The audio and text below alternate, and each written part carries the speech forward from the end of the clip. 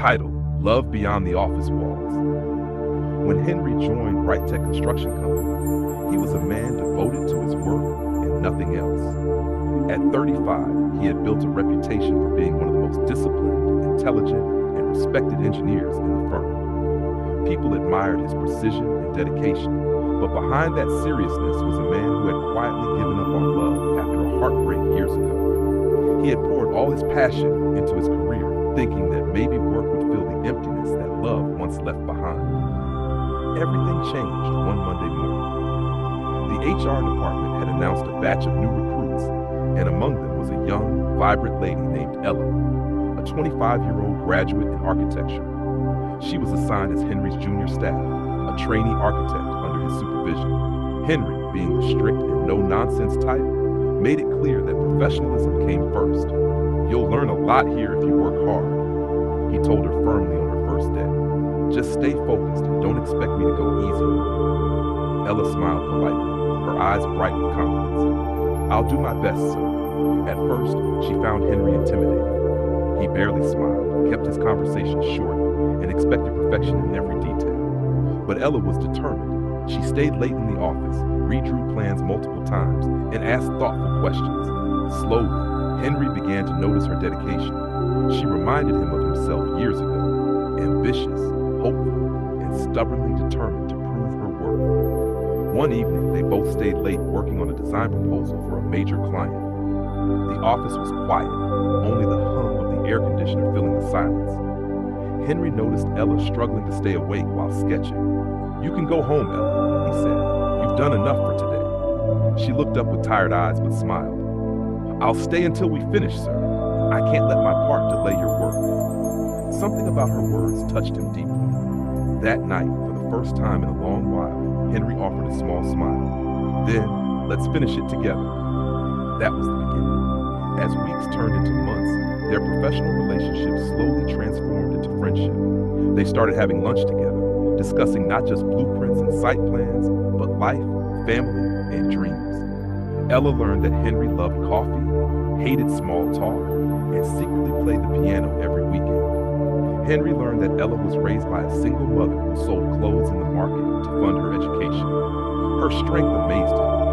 But rumors soon started spreading in the office. Whispers that the boss was getting too close to his junior staff. Henry heard them, and so did Ella. One afternoon, he called her into his office. "Ella," he said quietly, "maybe it's best we keep our distance. People are starting to talk." Her eyes dimmed a little. "If that's what you want, sir." The next few weeks were cold again. They barely spoke beyond official matters. Henry missed her laughter, her cheerful "Good morning, sir," every day. He realized that the silence felt heavier than the rumors. One evening, as he was leaving the office, he saw Ella waiting by the gate under the rain. She had forgotten her umbrella. Without thinking, he rushed to her, took off his jacket, and covered her head. "Why did you call me?" he asked. "I didn't want to disturb you," she replied softly, shivering. In that moment, something clicked inside Henry's heart. He looked at her humility, her gentleness, her quiet strength, and he knew this was more than admiration. It was love. That night, he couldn't sleep. He thought about her constantly.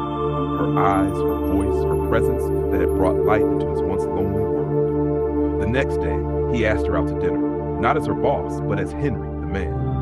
At first, she was hesitant.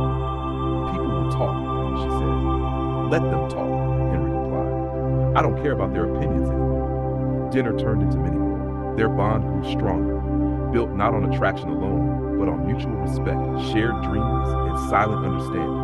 Eventually, Henry decided to resign from supervising her department to avoid conflict of interest. "You deserve to grow without people thinking I made it easy for you," he told her. That act made her love him even more. 2 years later, Henry knelt before Ella in the same office where they first met. He held out a ring and said, "You walked in here as my junior staff, but you become the architect of my heart. Will you marry me?" Tears filled her eyes as she whispered, "Yes." Their wedding was simple but filled with love. The company staff, friends, and family gathered to celebrate a love story that had blossomed from discipline and respect into something beautiful and everlasting. Years later, they built their own architectural firm together, H&E Designs.